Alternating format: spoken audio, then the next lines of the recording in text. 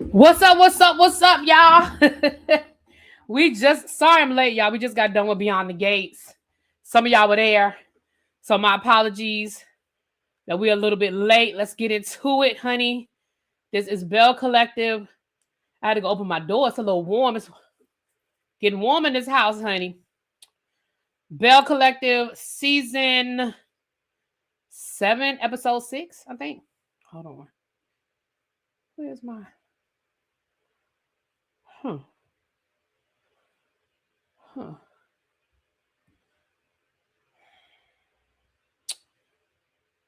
Okay. All right. You at my favorite Baltimore restaurant for happy hour? Ah! Yes, honey. I got to get up there. Y'all, it's hot. Hold on. Give me a second. I got to turn the ceiling fan on or something. I'm hot. I'll open up a window when I get done.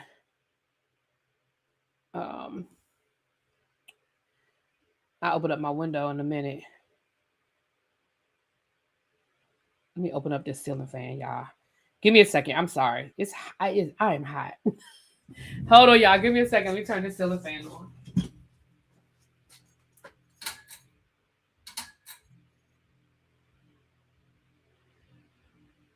I'll open up the window in a minute. When I get off of here, I opened up my door.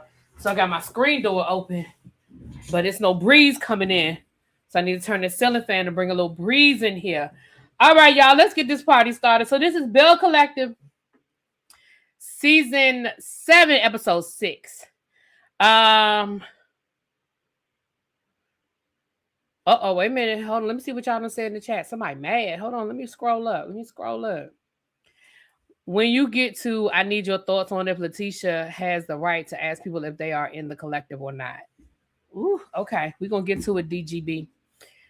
So we start this episode off. We see that Latrice is giving a give back to the community. She's collecting food for the community.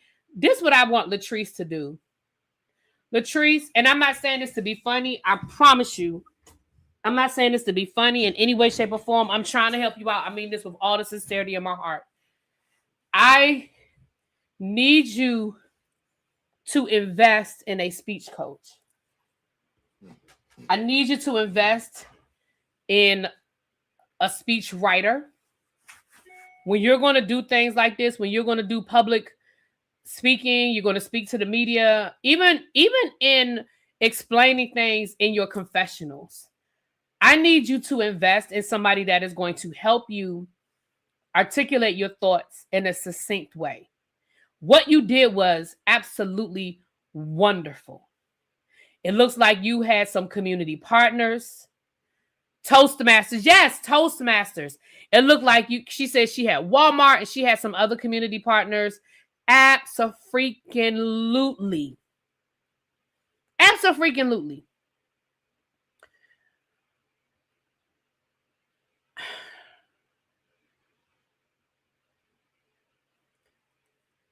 But I think some of it gets lost in her ums and oohs and her not being able to fully articulate the vision.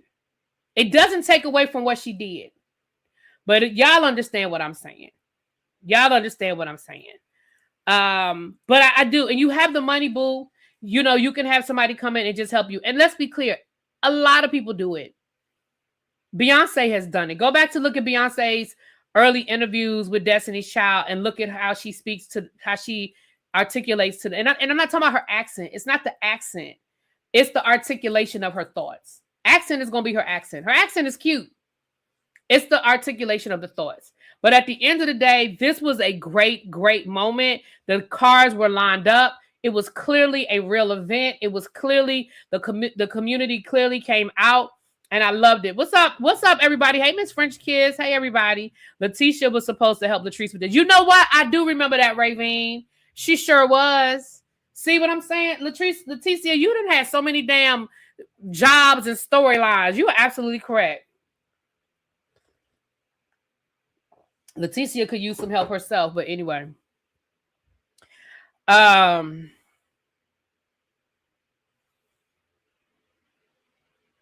But it was a great event. It was a really great event. Now, here's the other thing I'm going to say.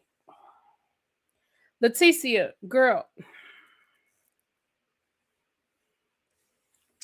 Girl, you showed up to that event with about 5 items. Ma'am, I'd rather you had just got out the car and not had nothing in your hand than to get out the car and had that little laundry basket with about 5 items in there.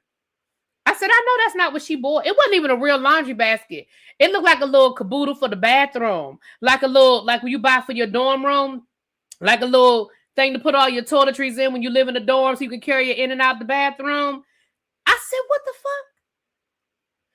Girl, I know you better. If you didn't pick up about 4 or 5 cases of water, I mean, even when Marie showed up, Marie had a trunk full of stuff. She was late, but she had a trunk full of donations. I said, right, half pin. I didn't even see her. I saw her waving to people and stuff. I didn't even see her putting no groceries in nobody's car. Girl, I said, what the hell is going on here? So then, child. So then, so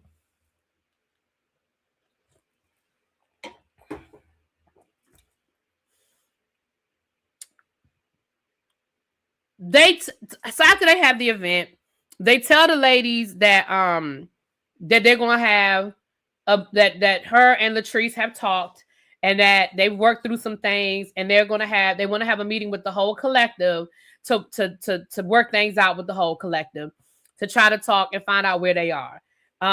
They said it's gonna be a funeral for the old collective and they want everybody to dress in their best funeral attire.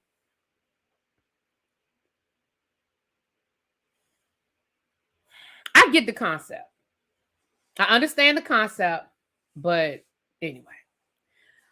So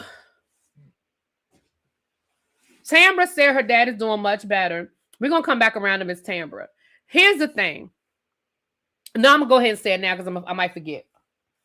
Tamara, at the end of this episode, there's going to be a conversation about what you give and what you don't give to this collective, right?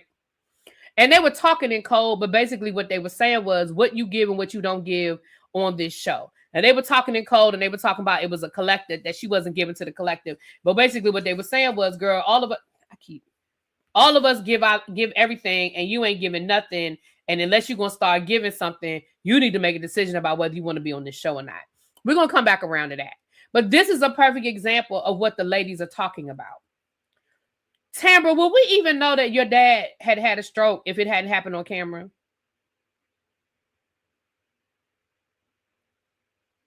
And then when production asked you how your dad is doing, all you could say was he's doing much better.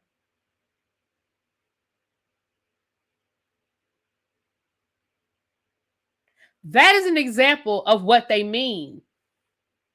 At the end of the day, I don't want anybody to tell me, well, that's her father. She don't have to tell us. Yes, she does, because that's what she signed up for. See, here's the thing.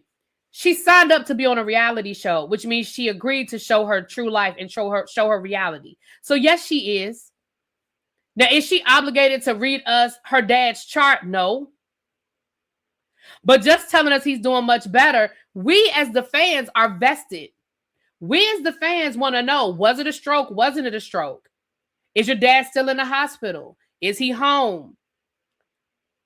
Is it a long-term care situation? Was it a warning? Did his body send him a warning? And he's like, that's the example of what the ladies are talking about when they say you don't give us anything. Because had it not happened on camera, I don't even think we would know about it.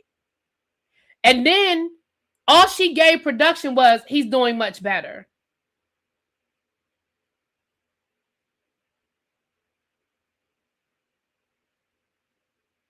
But we're going to come back around to Miss Tamara, but I had to say it while I was thinking about it because I would have forgotten that example.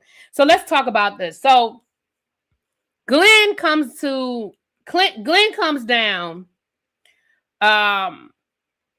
Glenn comes down to Taste to have a conversation so the four of them can have, well, really, so him and Cliff can have a conversation. And basically, now that the ladies have made up, now him and Glenn can talk and make up, right? Let me say this.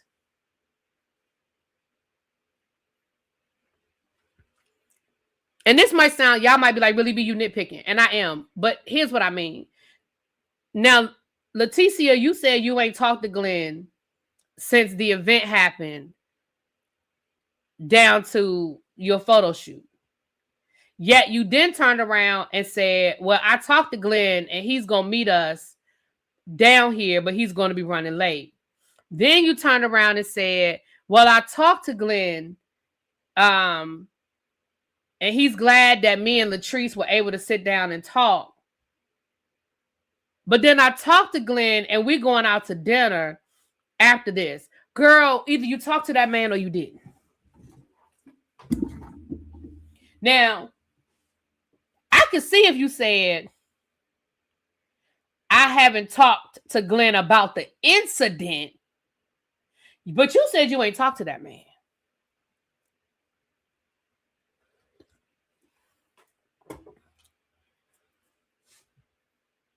You said you ain't talked to that man. But it sounds like you had a whole lot of conversations with him for somebody you ain't talked to. Anyway, moving right along. So, Glenn and Cliff talk. And it was a pretty predictable conversation. I was really hurt by what you said. I looked at you like a nephew. I called you nephew. You called me unc. And I was really upset about it. I was down in Colombia minding my good business, having my little plastic surgery and with my little thing on the side on the beach.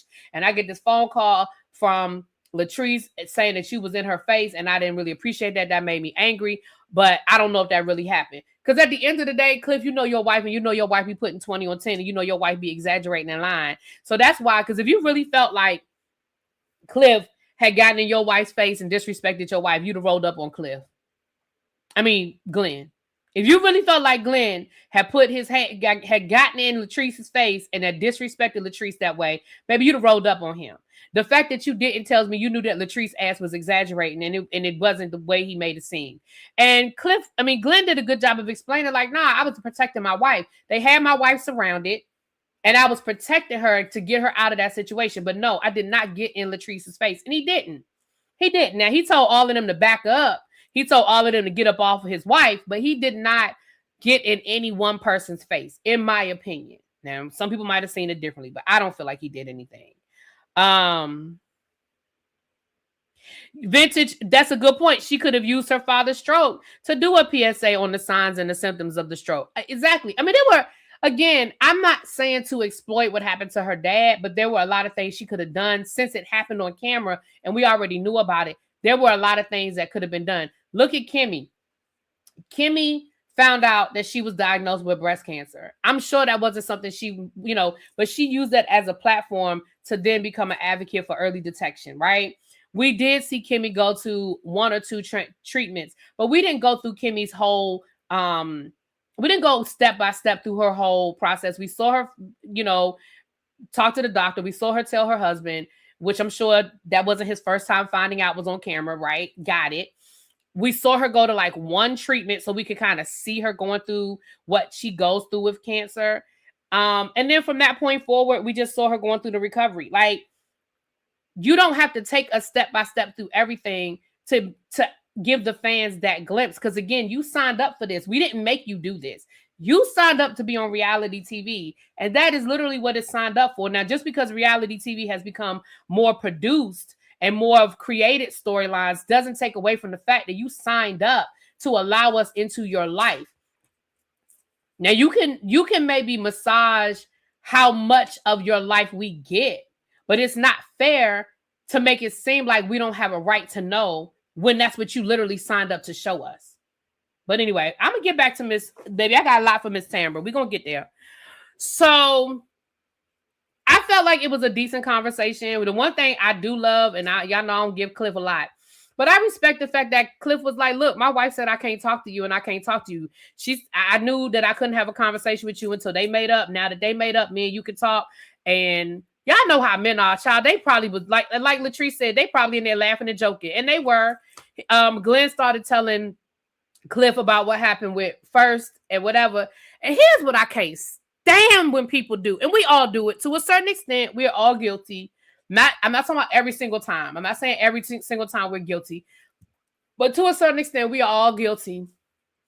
Baby, Glenn, you act like you was minding your business and that man just attacked you. And that is not how that went down at that photo shoot. First of all, allegedly you weren't even invited. Now, granted, you walked in with a full mic on, but that's not the point. Allegedly, you wasn't even invited to that situation. That's number one. Number two, you were talking to the executive producer circumventing her manager. So he had a right to feel some kind of way that you were talking to the executive producer. And then you proceeded to tell the executive producer that you needed to be looped in to every email and you needed to be a part of every email and everything as it relates to this production. First had every right to be like, hold up, player, what you mean? What you mean you want to be looped into every email? Because again, he's her manager.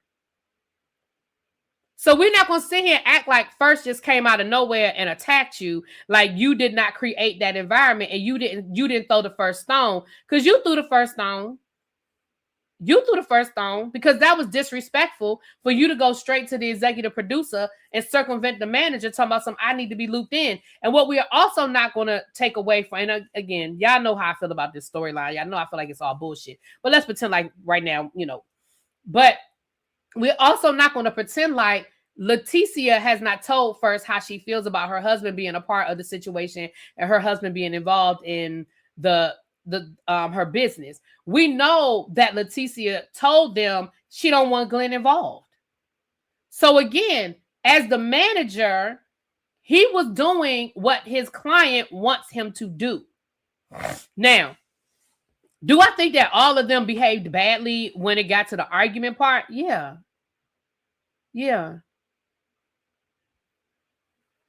And then he talking about something. That man was calling me sexual chocolate. I don't know what that's about. First of all, we all know what the sexual chocolate joke was. He was referencing shit. Now I can't get it out. America. He was referencing Coming to America with the whole sexual chocolate scene. He was calling you black, sir. It was a comment on your complexion. Let's call a thing a thing. The man was making a comment on your complexion, and he was using the joke from Coming to America, talking about some, all right, sexual chocolate. He was not coming on to you. It was not a sexual thing. It was not, the man ain't, well, I don't know if the man's gay or not, but it wasn't a gay thing. So for them to just be like, I don't know what he talking about. I ain't never had no man call me sexual chocolate before. What he talking about? Like, y'all had no clue where the sexual chocolate came from. Like, come on. I knew immediately, as soon as the man said it, I knew what he was talking about.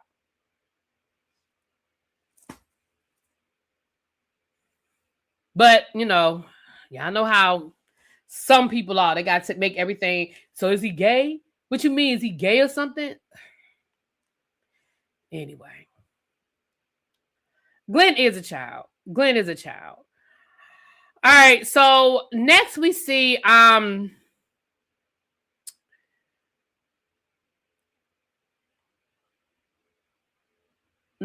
Marie meeting up with her bonus daughter, Amber. And we've never met Amber before, but Amber is her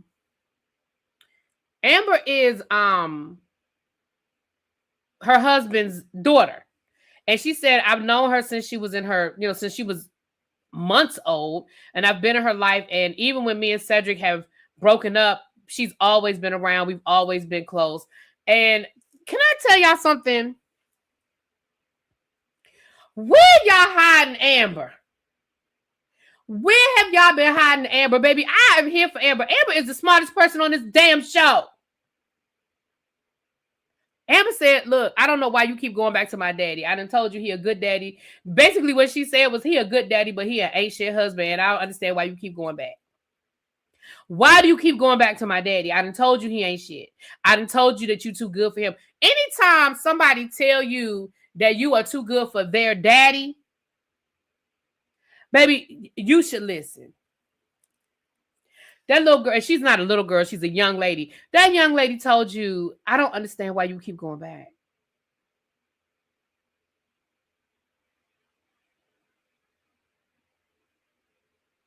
Why do you keep going back to my daddy?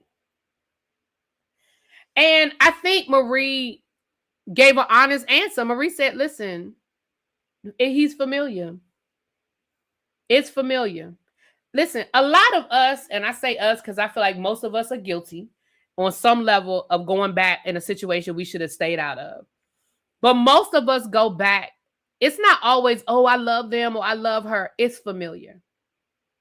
It's familiar on the back end, and it's scared of what's on the other side. It's scared of moving forward because who wants to start over, right? Like with Cedric, I know what I'm getting from Cedric. I know what he gonna do, what he not gonna do. What's scary is moving forward and not meeting somebody at all. And some people, let's call a thing a thing. Some people will take a piece of a man or a woman because they know at least I got a piece of something rather than moving into the future with nothing. Let's just call a thing a thing. Yes, Chuck, I was getting ready to say the same thing. And can I say I feel like Amber got me together? Baby, I feel like Amber got me together too. I feel like Amber was preaching through the TV screen at me when she said she was on them dating apps, and Amber said, girl, what you doing on them dating apps? Ain't nothing on them dating apps but what the leftovers, baby. I said,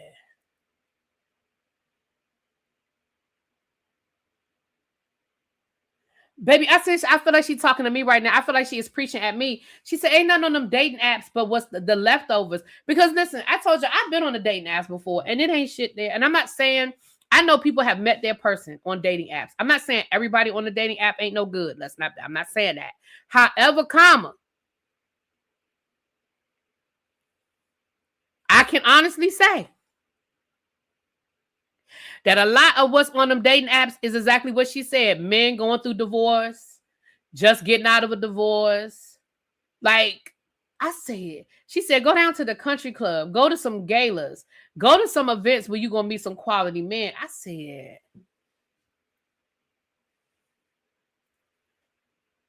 I feel like she is talking to me because y'all know me. I sit in this house and sit on this couch and watch TV and talk to y'all.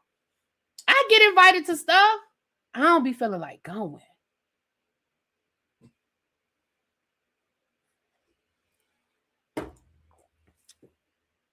But I said, I guess I got to get my ass off this couch and go to some galas that I get invited to, or go. Well, I don't be getting invited to the country club, but I probably could find some people to invite me to the country club.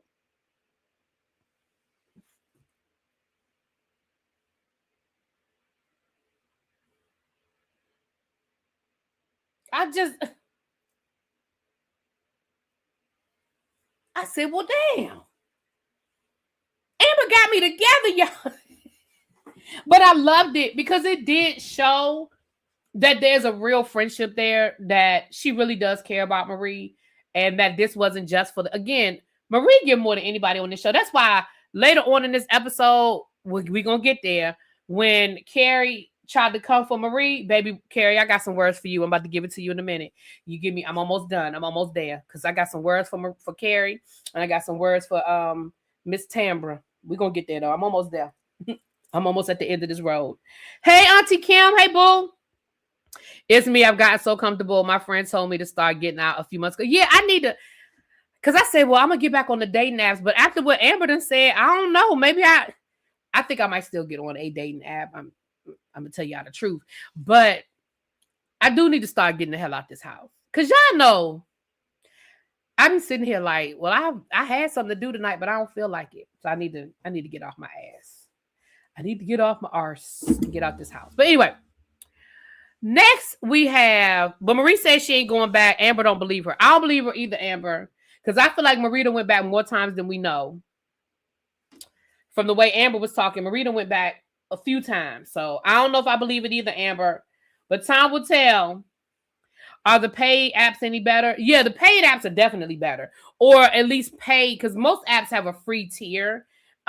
It's definitely better to pay, because you're right, when you ain't paying, baby, you get a little bit of everything. But yeah, no, it's definitely, the paid apps are definitely better. I think the next time I'm gonna join one of the black ones though. I think somebody told me about Black Noir, and there's another one. There are two that I haven't tried that are sort of newer. One is Black Noir, and there's another one. Yeah, because the last time I was on a dating app, which was years ago, it was probably about 4 years ago, and I was on Bumble, and I ain't find nothing on Bumble because Bumble kept trying to match me to white men, and I'm just not attracted to white men. So I need to be on an app where the likelihood of me coming into contact with white men is a lot smaller. So yeah, I need to go on a black app, and I need to pay for I need to go on the paid tier. Yeah. You know, the part I hate about dating apps too is the whole filling out the form. Like, tell us about yourself and what do you like? What's your favorite date? Like, I hate all that shit. And I know it's important to do that kind of stuff, but I be like, but anyway, let's get into it. Moving right along. Okay, so Leticia and Glenn.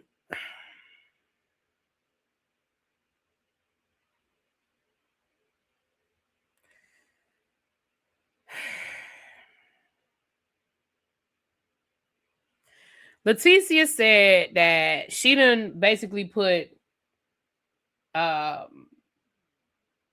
first on pause or whatever she said. And Glenn was like, I feel like you done put him on a paid leave of absence. You need to fire him. He need to be fired. I feel like he being rewarded. He need to be fired.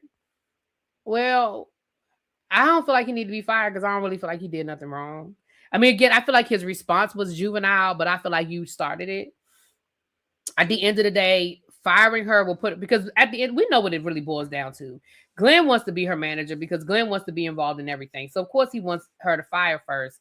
And from what you guys were telling me last week, First manages a lot of black reality shows, stars. And that's another reason why Cliff was sitting acting like he didn't know who First was. Somebody told me that First used to be Latrice's manager or is Latrice's manager. So you know who this man is. Like, he ain't no stranger to you. So that's another reason why them comments that Cliff was making me side eye. Not Boss Hog and Lil Boosie ruined that good looking food for me. But that performative moment that Leticia, what do you want from me? Do you want this? Do you want that? You want my rotisserie? You want my green beans? I was like, girl, stop. Because number one, you ain't going nowhere. You already know what it is. You're not wrong. The man wants to control everything. He wants to be in control of your business. He wants to be in control of the money coming in. You're absolutely correct. He is threatened by you having your own money, by you having your own brand and your own opportunities that don't include him. All of what you said is true. But girl, you're not going nowhere.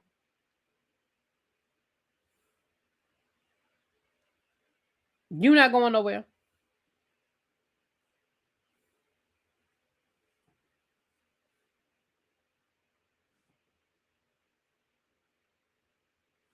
So all that was so performative to me.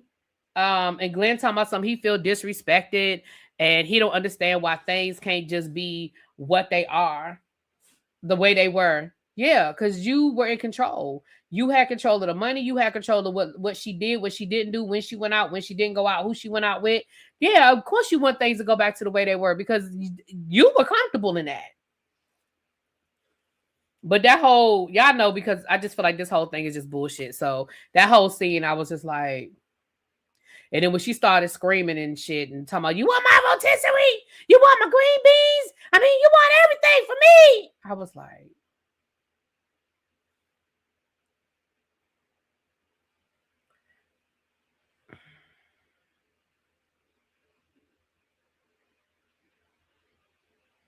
it was just so performative for me. It was performative.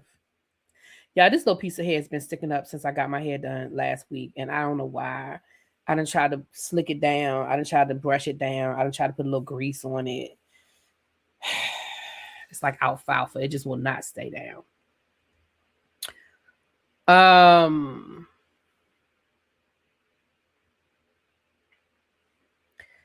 Last but not least, we have the funeral of the Bells. Somebody at the beginning of this asked me, do I think that it was Leticia's place to ask people if they wanted to be in the collective? And my answer is yes. And here's why. From the very beginning of this show, and I know we got away from the fair street of it all, but from the very beginning of this show was marketed as Leticia putting together a group of Black female entrepreneurs that wanted to revitalize Ferris Street. It has always been Leticia's group. That's the way it was started. Now, has it always been Leticia's group? No. I mean, the show has evolved. People have come out and sort of taken her shine or whatever. But if we're having a meeting of the minds to decide where the collective is going to go and how people are going to move in the collective, yeah, I don't think it's wrong for Leticia to be in charge of that. I don't think it's out of pocket for Leticia to be at the head of that table and kind of going around the table saying, hey, this is where we started. This is what the intention was supposed to be. We've gotten away from that. We're gonna put all that to bed. We're gonna bury it tonight. It's dead tonight. We're having a funeral for it. And if you want to continue to be a part of the collective, this is how we got to move forward. I think absolutely she was supposed to be at the head of that. Absolutely. Because again, if we go back to what the intention of that moment was, I liked what she read at the beginning. It was very ChatGPT driven. Either that came from ChatGPT or it came from the original treatment, but it was very well written about what this was supposed to be, what the intention of it was, who these women were supposed to be, how they were supposed to represent. The only thing they didn't mention was Ferris Street.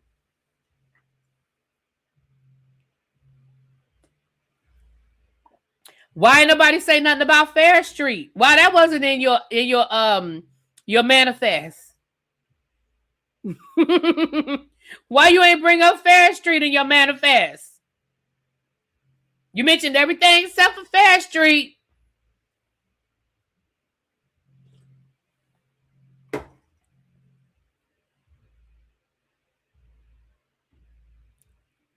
And from that, they proceeded to kind of work around the room. Now, clearly this scene was edited because I feel like everybody had a conversation. Oh, let me put a pin in that. We had a throwaway scene. In my opinion, it was a throwaway scene with Selena and Mike. I really feel like the only reason why they put this scene in here is because of how this episode ended with us sort of getting into, is Mike cheating on Selena or not? Because let's be clear, we really don't care about Selena being at that man's house and him having this bachelor pad, whether he gonna keep it or not, and is he gonna get rid of it and are they gonna stay married? I feel like that's the only reason why this scene was included in this episode. So we don't care nothing about this scene, but next week it might mean something. But anyway, yeah, we had Akeisha, we still would have Ferris Street. True. Y'all, what? I thought guys having that heavy bass in their car to rattle the windows, I thought that was old. I thought that was like, I didn't think guys did that anymore. But this guy outside, he keeps driving by like he wants somebody to see him. Baby, we don't even live on a main street. Like, I live in a whole neighborhood with a cul-de-sac. Why are you driving through here? Nobody's going to see you in that car or hear you in that bass. Baby, go down to the park. Go down to the main road. Why are you up in my neighborhood driving by with that bass? This is the third time he done came through here. Anyway, since I've been live, this is the third time he done came through here. So I don't know, maybe he's looking for somebody. Maybe he coming to pick somebody up, but damn. Anyway. Moving right along. But let's get back to the Belle dinner, the Belle funeral. So they bring up, and I on this one, I'm fine with the editing because I think they kept the important stuff in. I'm sure other things were said. I'm sure other conversations were had, but I don't think it was wrong for us to have a whole conversation with, old girl, Tamara. Because I've been saying for years, and y'all have heard me say for at least the last 2 seasons, y'all have heard me talk about how Tamara don't give nothing. And she gets away with it. Same thing with Latrice, but Latrice is giving more than Tamara has. Tamara gives us nothing. Tamara gives us absolutely nothing. Now, do I understand why she does not trust Leticia and Marie? Because we know what Marie and Leticia did by going to her ex-boyfriend and trying to bring him on the show. Got it. It happened. It was fucked up. Full stop. It happened. It was fucked up. Full stop.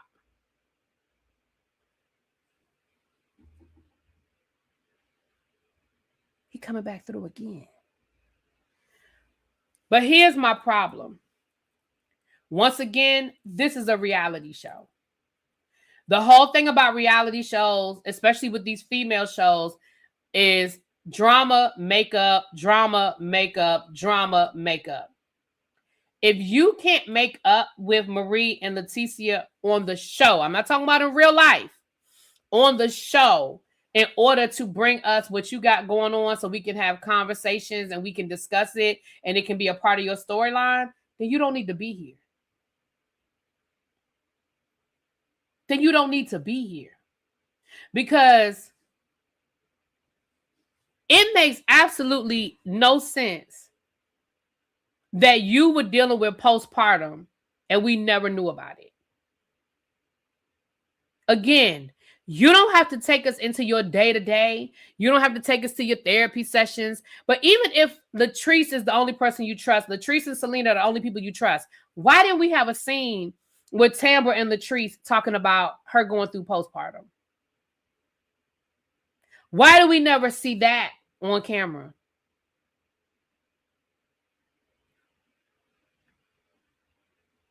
You didn't even show us your daggone baby the whole first year that your baby. And again, from a personal perspective, I respect that you don't want your child on camera. From a personal perspective, then you should have left the show. You should have left the show. You give us nothing, Tamara. We haven't even gotten a work scene from you. I don't even know if you still work at the damn radio station or not. We have not even seen you on air. The last time we see you do a work scene was when you were talking to the guy from Ricky Smiley, and he was going to help you get some other opportunities, and he was helping you put together your reel so you could get some opportunities outside of doing radio. That was the first season. We don't get anything, even if you were just giving us. We don't see you with your family. We got that one scene last year, I think, with your we don't see you. We could have gotten a scene with you talking to your sisters about your dad, your mom about your dad. Again, you signed up for this.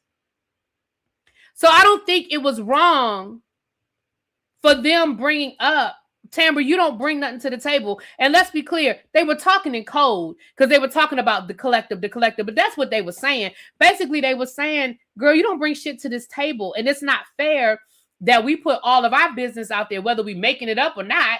It's not fair that we put all of our business out there just for you to keep skating over not telling us shit. That's not fair. And they're not wrong.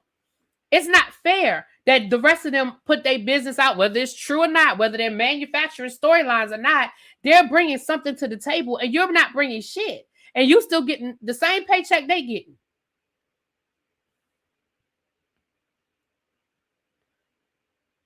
I still think Tamara is on her way out, but announced her pregnancy, which gave her another year for the show. And then the show got lazier. I think they thought she was going to give them a storyline with her pregnancy, and she didn't. I agree, though, Chuck. And also, let's also remember, Akeisha and Soguchi leaving probably helped, too. Because Carlos had to fill those gaps.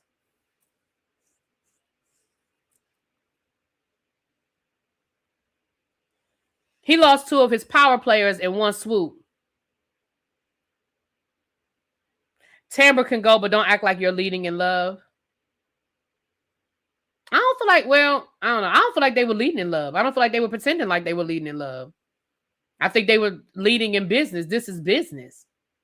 But I mean, maybe, I don't know. Maybe they were. I don't know. Then Carrie. Now, Carrie, let me get in your ass for a minute.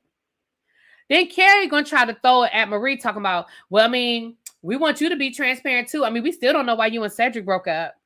First of all, Carrie, now y'all know I like me some Carrie, but on this one, Carrie, I got to pop your hand.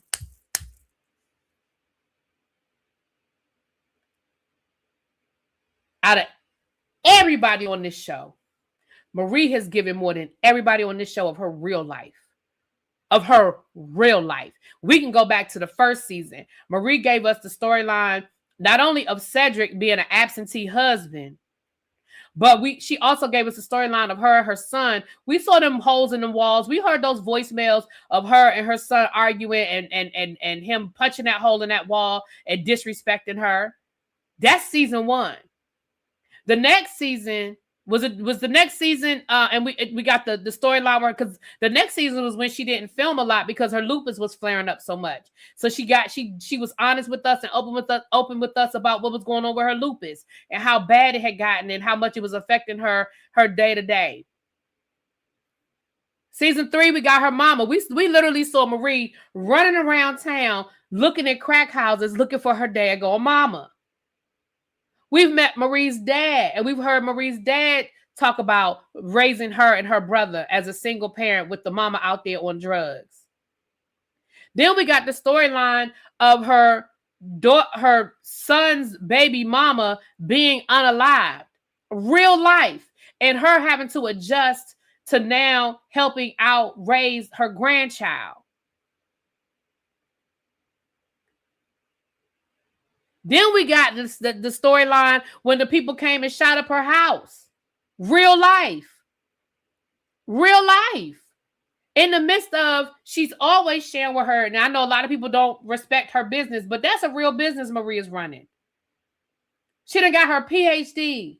She's running earned PhD. She's running running real businesses. Now, that storyline with her and Cedric, okay, that was some bullshit.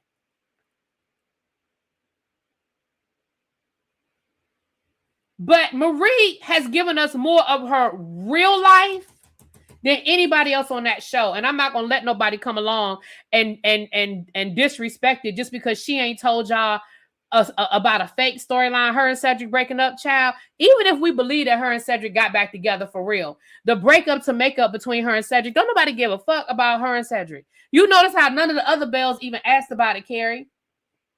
Because they already know what Marie and Cedric give. Nobody else cares but you. Nobody else cares but you. So I didn't appreciate that you was trying to make it seem like she not sharing her real life because she ain't told us nothing. Now, here's what I don't appreciate. And I don't know if this was edited out.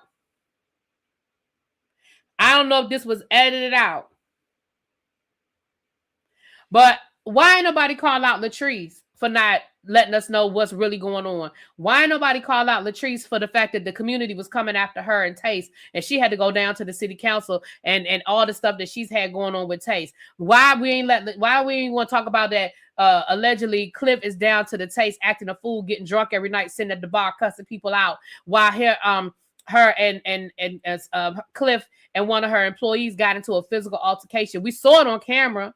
We saw the TikToks and the videos about it. See, now that, if that was edited out, that part, because if we're going to get on Tamara, let's get on Latrice. Now, Latrice has given us more than Tamara. Fair. But hey, why we ain't get that? Because if we're going to go around the table, let's go around the table.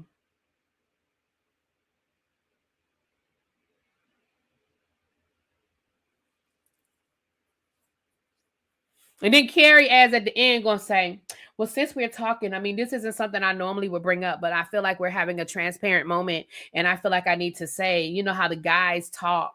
So now you insinuating that your husband got this from one of the guys on the show. Cool. Okay. And basically, allegedly, Mike got a baby on the way.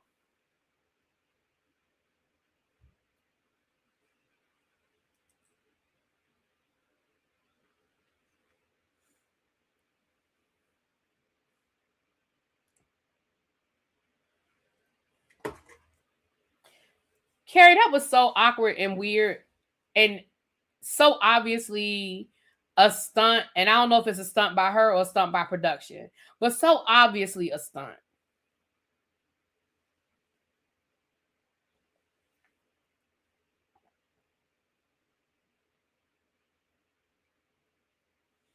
Because I'm going to be honest with y'all, I don't really give a damn. I mean, maybe I should care, but I'm going to be honest and tell y'all, I really don't care. if Mike got a baby on the way or not. I really don't care. I'm not vested in Selena and Mike like that. I don't care. Now I guess that's gonna be the next couple of episodes because that looks like the preview for next week is Cliff and Selena. Selena and Mike and this whole baby situation. So I guess that's gonna be a storyline for the rest of the season. But child, I don't care. Right? Who told it to Mike? Where Mike get it from?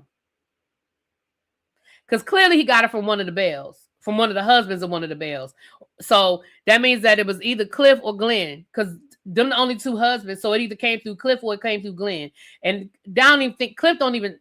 I mean, I don't know Cliff in real life, but I don't even feel like Cliff be gossiping like that. I feel like that probably came from Glenn. If it's real. Because Carrie, girl.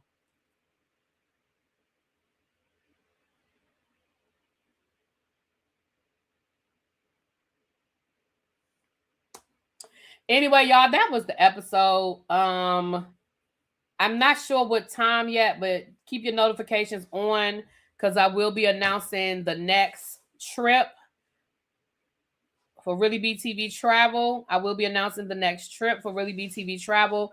Oh, and don't forget, if you're local or you want to travel to the DC area, I will be hosting an event. Myself and Shade in the City are hosting an event on July the 18th of this summer, 2026. It's going to be an event. It's called Dreaming Out Loud. It'll be an event with author Dee Cummings. She's a therapist, and she has written a book about dreams, how to reach your dreams, how to move the obstacles out of your way to your dreams, and how to not get discouraged about getting to your dreams. The event is going to be from 2:30 to 5:30 on July the 18th. It's at M Lounge Studios in Bowie, Maryland. The tickets, early bird tickets, are on sale now for $80. The general seating is going to be $90 after April the 15th. And the VIP seats are $110. VIP guarantees that you will be at the table. General admission will guarantee that you will have a seat in the room. It also includes a book the author will sign. It'll be a signed book by the author. It includes a 4-hour session with the author going through her process. She has a workbook that she uses as well. Food will be there, and it is also in a content creating space where you guys will be able to take unlimited pictures and selfies and group pictures and all kinds of things. There are over 40 different setups in the selfie station. So that is what it includes. Latrice and I went yesterday to the space because Latrice hadn't actually seen it. We went to the space yesterday, and baby, we were having a good time. Wait, Love and Marriage Huntsville came on last night? My DVR didn't pick it up. I didn't think we got an episode last night. We got an episode of Love and Marriage Huntsville last night? Shit. My DVR did not pick it up, Chuck. I put the link for the tickets, but I didn't pin it. So let me put the link again.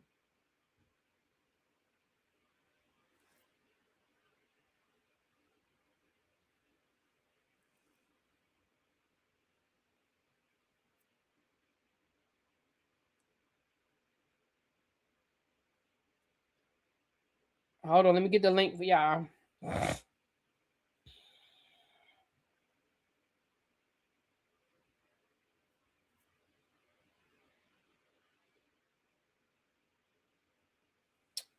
If you would like to buy a ticket, here is the link to purchase a ticket.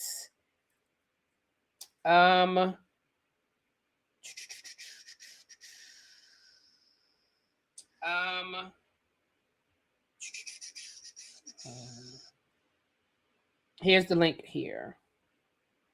Okay, so there are 100 people in the room. If you are interested in buying a ticket, y'all come on in, come on in, come on in. It did come on last night? Damn. I wonder why my DVR didn't pick it up. Let me double check. No. It did not pick it up. All right, I'm gonna have to go watch it. I'm gonna have to go to Thank you, Leslie. I'm gonna have to go watch it. Why didn't it pick up Love and Marriage Huntsville? That's crazy.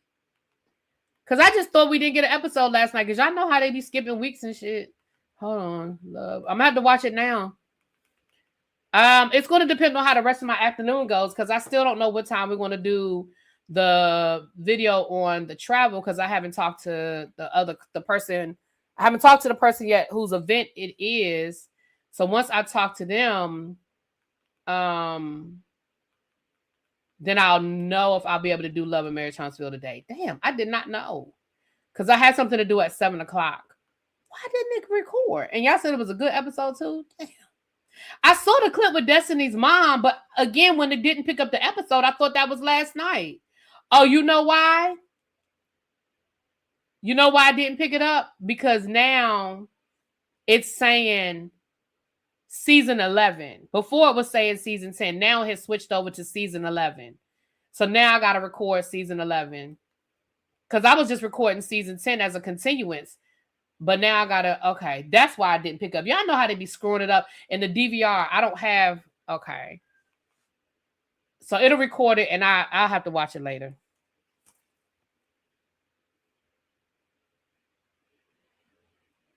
We met Daddy Scott. I saw the clip. Okay.